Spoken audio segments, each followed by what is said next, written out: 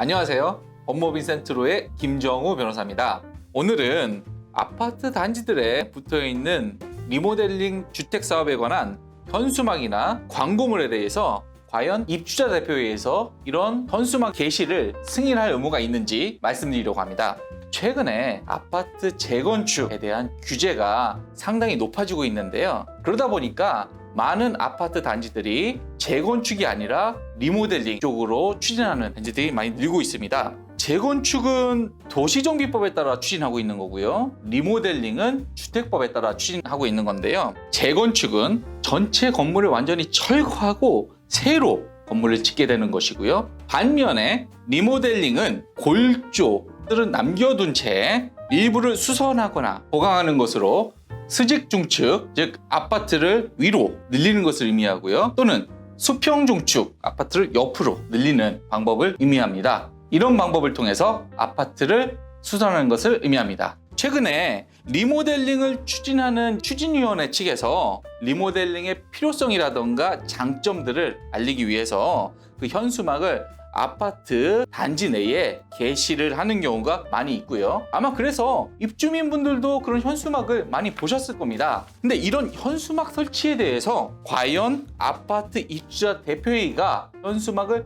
승인할 의무가 있는지 여부가 문제가 돼서 소송까지 갔습니다. 결론부터 말씀드리자면 서울 동부지방법원은 아파트 입주자 대표회의, 입대회의라고 얘기하겠습니다. 입대회의는 리모델링 사업 관련 현수막 설치 등에 대해서 승인할 의무가 있다라고 판시했습니다. 재판부는 아파트 입주민이 아파트 입대회의를 상대로 낸 현수막 설치, 광고물 게시 등 승인 청구 사건에서 원고 승소 판결을 했는데요. 그 이유에 대해서 말씀을 드리자면 재판부는 이렇게 판시를 했습니다. 리모델링 주택조합의 설립을 추진하기 위해서는 리모델링 준비 모임이나 그 구성원인 원고, 즉 이 사건에서는 리모델링을 추진하는 입주민을 의미합니다. 자, 이런 원고가 리모델링의 개념, 경제적 효용 가치 등에 대해 홍보할 필요가 있다라고 판시했고요. 또 이런 리모델링을 추진하는 원고가 아파트의 입주자로서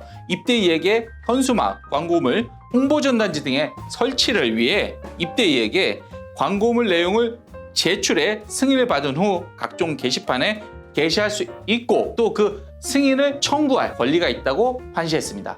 이 사건은 리모델링을 추진하는 입주민들이 현수막을 게시해서 홍보를 하려고 하는데 입대이 측에서 그거에 대해서 반대를 했었던 사안으로 보입니다. 그러다 보니까 결국 소송까지 가서 승인을 해달라 라고 입대위에 요구를 했었던 것이죠. 재판부가 구체적인 논거로 제시한 것들을 몇 가지 설명드리겠습니다.